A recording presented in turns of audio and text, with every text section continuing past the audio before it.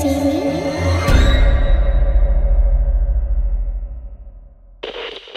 Sebelum lanjutin nonton video ini, pastikan kamu selalu dengerin cerita horor di podcast Do You See What I See, yang dimana tayang 5 kali seminggu hanya di Spotify.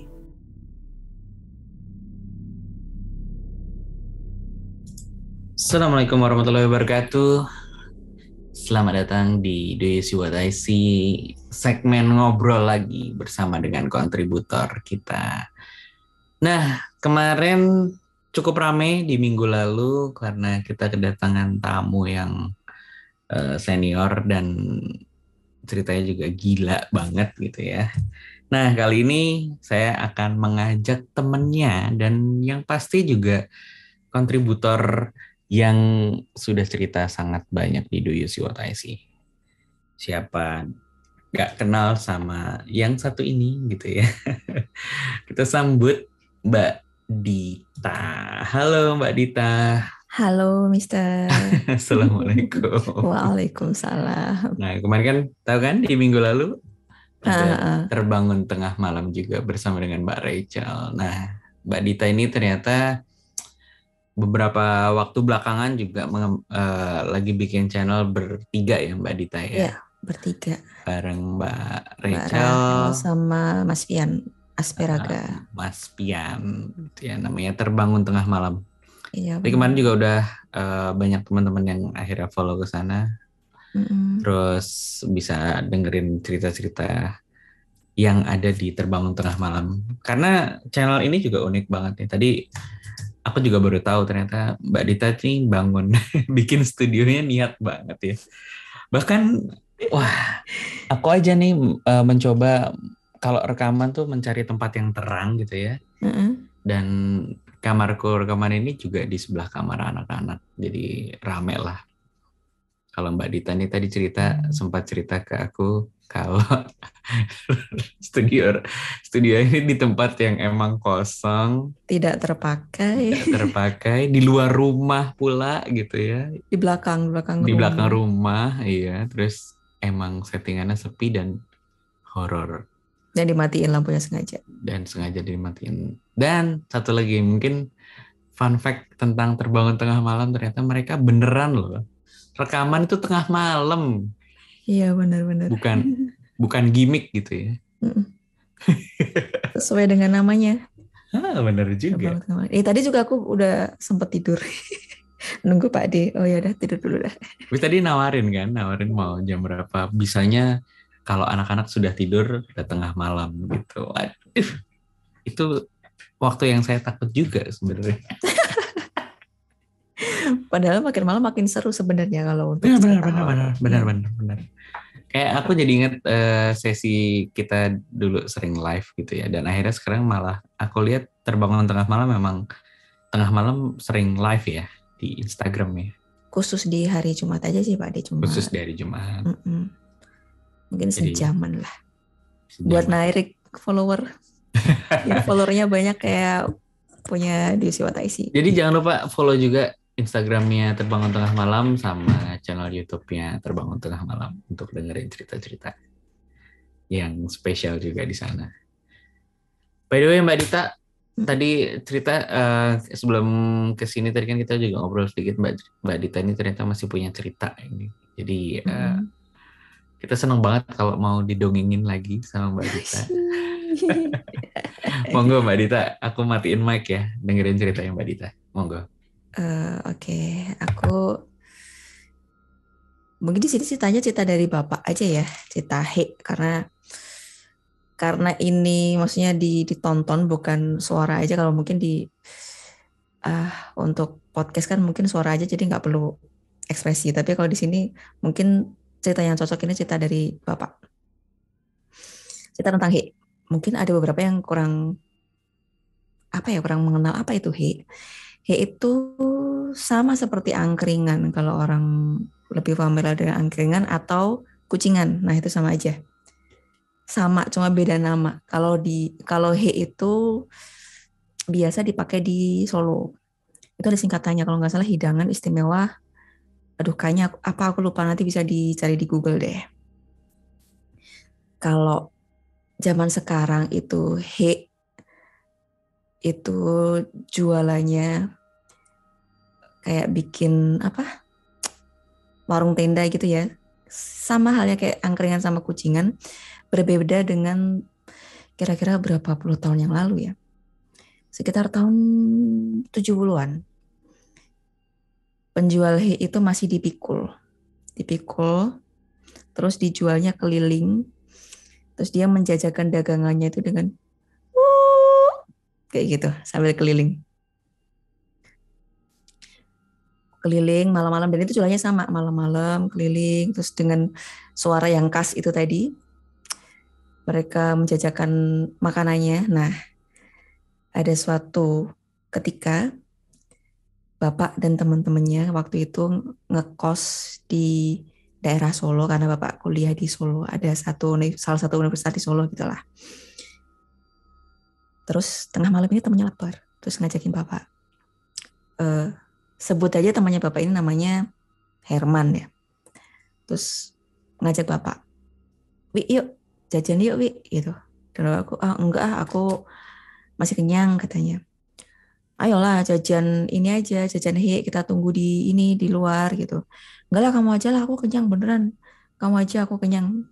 Sebenarnya kalau untuk bapakku sih bukan yang kenyang-kenyang banget, bukan, tapi karena yang namanya anak kos ya, ada unsur ngiritnya juga gitu, daripada yang nggak terlalu lapar-lapar banget ya, mending nggak usah gitu. Terus akhirnya karena temennya yang satu tadi lapar banget, terus akhirnya ya sudahlah.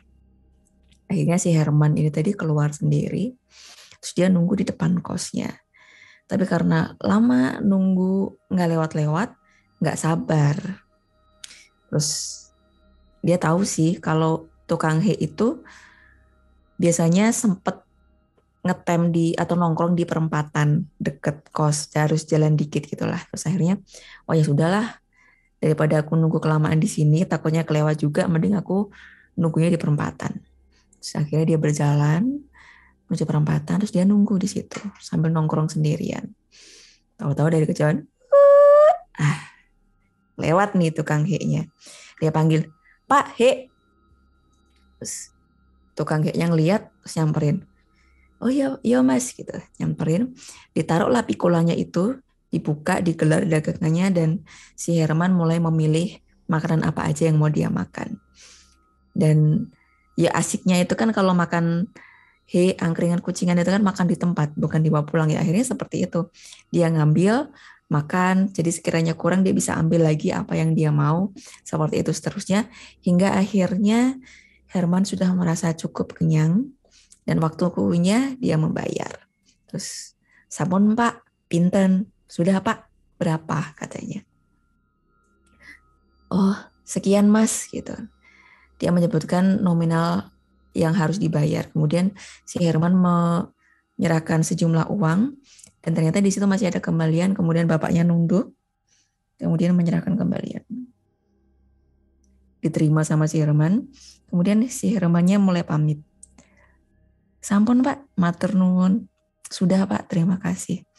Herman berbalik badan dan mulai berjalan. Tapi si bapaknya tadi manggil, "Mas." Herman berhenti nengok. Dia pikir mungkin kembaliannya kurang atau mungkin kelebihan kali ya. Terus dia bertanya, "Nggih Pak." Si bapaknya masih ngeliat. "Mas,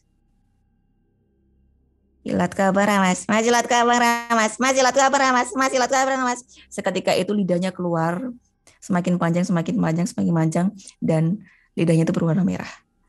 Dan kata-kata itu nggak berhenti, "Mas, lidahku merah nggak Mas? Lidahku merah nggak Mas?" Terus semakin lama mukanya semakin terlihat seram, terus Herman panik kemudian lari.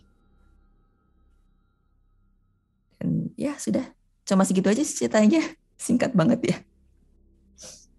Sambil menjulurkan lidah, "Mas, ilatku ada apa Mas? Ilatku apa Mas?" Itu langsung panjang-panjang, tapi sambil ngomong. Di daerah Solo itu kejadiannya. Kok aku di dewe? Waduh, aku sambil browsing ternyata itu hidangan istimewa kampung. Iya, hidangan istimewa Dan kampung. kalau di Solo itu emang dipikul ya ternyata ya. Iya, Ijen zaman dulu. sampai sekarang juga ada yang masih apa namanya, kalau lihat di beberapa ini foto-fotonya yang zaman dulu emang dipikul gitu ya. Mm. Ih, mengerikan. Cerita yang sangat singkat tapi waduh, kira-kira tuh ngapain ya iseng. Jadi yang dimakan tuh beneran makanan gitu. Nah, itu aku nggak tahu deh. Kalau zaman dulu emang gitu ya, apalagi di kampung ya. Iya, banyak sih cita-cita kalau di kampung ya. Tapi kalau di komplekku gitu yang ditakutin malah yang jual. Hah? Kenapa ya jual? Iya, ada Galak gitu. kejadian di komplek tukang nasi goreng Heeh. dikerjain sama ada penghuni Oh, rumah gitu. oh, ya, ya, ya, ya, ya. Jadi dibeli, Mm-mm. ternyata yang nakutin tuh yang beli. Jadi akhirnya kabur orangnya. Oh, yang beli itu bukan manusia. Jadi rumahku di ujung komplek itu ada satu rumah. Emang rumah itu ganti-ganti kontrakan, dikontrak berkali-kali. Mm. Terus ada satu cerita, si tukang nasi goreng ini cerita, eh, dulu beberapa waktu lalu pernah, jadi dia jual nasi goreng, dibeli lewat, karena jendelanya itu di depan jalan gitu loh. Jadi Mm. si tonggoku itu dapurnya itu di pinggir jalan, jadi langsung sama berbatasan jendelanya itu langsung jalan gitu. Oh, iya, iya, iya. Terus emang tukang nasi goreng lewat situ. Ini di depan situ lah, di ujung jalan di hook gitu. Wah. Terus tukang nasi gorengnya situ dipanggil sama ibu-ibu katanya Mm. pesan. Karena emang ada yang ngontrak kan gitu. Mm. Nah terus pas masaknya di depan pintu persis gitu kan, karena di situ ada jendelanya gitu. Mm. Nah begitu balik badan mau ngasih nasi gorengnya, ternyata wujudnya itu nggak benar. Gitu. Hah? Wujudnya apa tuh? Wujudnya ya gitulah, mengerikan lah. Gitu. Jadi bukan orang. Hah? Mbakku Akhirnya gitu. si tukang nasi gorengnya nggak sanggup untuk melihat. Dia lari pulang, gerobaknya ditinggal sampai pagi. Wah, Trauma dia. untung masih bisa lari ya. Biasanya kalau lihat kayak gitu kan nggak bisa ngapa-ngapain. Bener. Kalau Aduh. cerita mengalami cita-cita kayak gitu tapi di luar rumah itu sih lebih aman daripada di dalam ruangan ya. Kalau udah di dalam ruangan itu mau kabur itu susah. Udah keburu pingsan duluan nih ya. Nggak bisa pingsan juga Pak Di. Oh nggak bisa pingsan kayak gitu Nggak ya. bisa pingsan juga. Lemes palingnya. Mungkin iya. Karena Pak De tadi bilang mukanya apa? Pokoknya tidak sanggup melihat mukanya. Jadi Mm-mm. aku jadi ingat cerita yaitu tadi yang di kontrakan itu tadi. Itu juga mukanya Mm-mm. nggak kuat juga aku ngelihatnya Pak De. Tapi nggak Tapi pingsan. nggak pingsan, cuma Nggak. diem aja. Dan itu jaraknya mungkin sekitar 4-5 langkah. Ya Allah Akbar. Nggak bisa ngapa-ngapain juga. Itu mukanya gimana ya? Kayak meletek-meletek gitu loh. Wah, tapi aku malah jadi ingat ceritamu yang video call itu, Mbak. Bukan video call, yang semburat cahaya kali. Semburat cahaya. Bukan yang itu, bukan yang semburat cahaya. Nggak yang video call kan, maksudnya kedekatan. Di dalam, oh ya. Maksudnya kalau kamu ngomongin 4 meter gitu kan. Mm-mm. Kalau kamu pas jadi Mbak Dita tuh cerita aku, ini cerita nomor berapa ya? Tunggu tak buka dulu deh. Jadi Video kalau call ya. teman-teman belum dengerin gitu ya, Mbak Dita di episode awal, judulnya apa sih Mbak? Video call. Video Salah call, ya. ya benar. Oh, cerita nomor 43. Januari 2019. Ya Wow, sudah lama ampun. sekali. Sudah lama sekali, udah 3 tahun. Jadi lokasinya di kamar sini dekat juga. Kamar bawah, cuma sekarang kamarnya udah kosong, nggak dipakai. Ini cerita yang wah aku ya stres kalau kayak gitu. Iya, dia di sini. Jadi aku pas video call, tahu dia di sini kan, lagi kalau video callan kan kita bisa ngeliat diri sendiri kan. Kok ada anak di sini gitu, dan dia ngeliatin di sebelahku, pas aku geser dia ikut geser. Terus aku geser-geser, ya udah ya Mbak, aku matiin. Jadi anak kayak lagi ngikut apaan sih kayak gitu loh. Ya penasaran gitu. Lebih stres lagi tuh kalau aku. Tapi itu wujudnya Orang. nggak serem, anak-anak.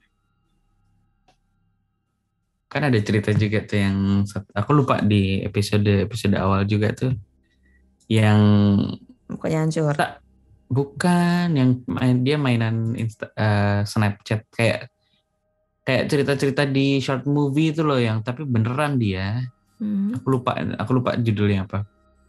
Tapi yang jelas ceritanya itu mainan filter wajah tapi jadi double gitu. Oh ya Dia pikir error, tapi berapa kali dia kayak gitu. Aku lupa nanti ceritanya apa. Nanti aku akan embed di sini. Kayaknya pernah itu dulu dimasukin ke grup kan ya. Nah, yang paling menyeramkan sih buat aku ya tadi satu video call tadi ceritanya Mbak Dita. Coba dengerin lagi deh. Kadang-kadang cerita-cerita lama tuh karena saking sederhananya malah jadi mengerikan banget sih Mbak Dita. Sama yang Semburat Cahaya. Ya itu. Nah, Semburat Cahaya itu sama aku juga nggak bisa gerak. Episode Semburat Cahaya. Episode malah duluan itu. Di nomor 35. Cerita nomor 35. Iya. Ini ceritanya Mbak Dita ngelihat ibumu ya? Aku pikir ibu, tapi ternyata bukan. Itu juga jaraknya dekat. Kita lagi tidur, dia lewat sini, aku liatin terus, ibu mau ngapain gitu. Setelah pas aku liatin dia sadar, kepalanya muter, tapi kepalanya doang, badannya enggak. Aduh, itu yang kayak langsung sakit perut. Yang itu tuh kayak kulitnya itu kayak ember plastik yang itu kebakar tuh loh. Nah kayak gitu, belenyek kalau orang Jawa bilang. Itu berubah dalam satu waktu, maksudnya? Mukanya sih dari awal begitu, cuma senyumnya dia kayak gitu, tapi malam-malam makin lebar gitu. Aduh.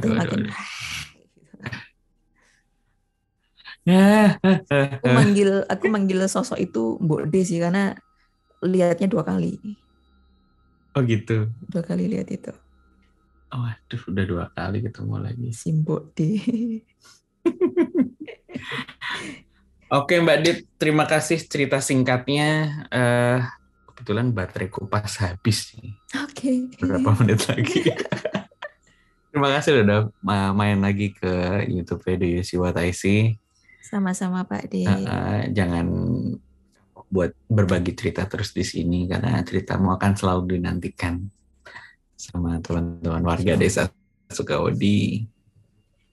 Terima kasih sudah menghibur kali ini. Jangan lupa teman-teman juga yang mau mengikuti Terbangun Tengah Malam, saya akan menaruh linknya di bawah.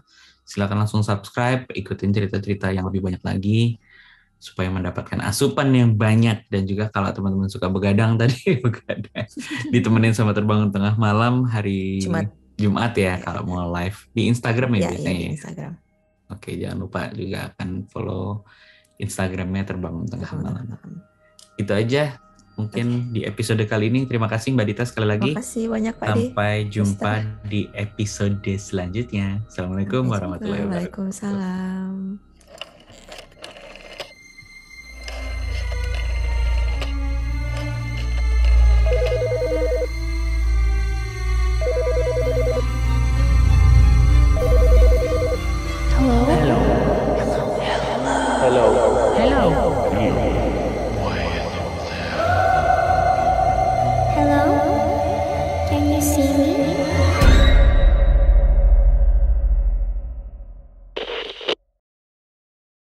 Kirim cerita kamu ke alamat berikut.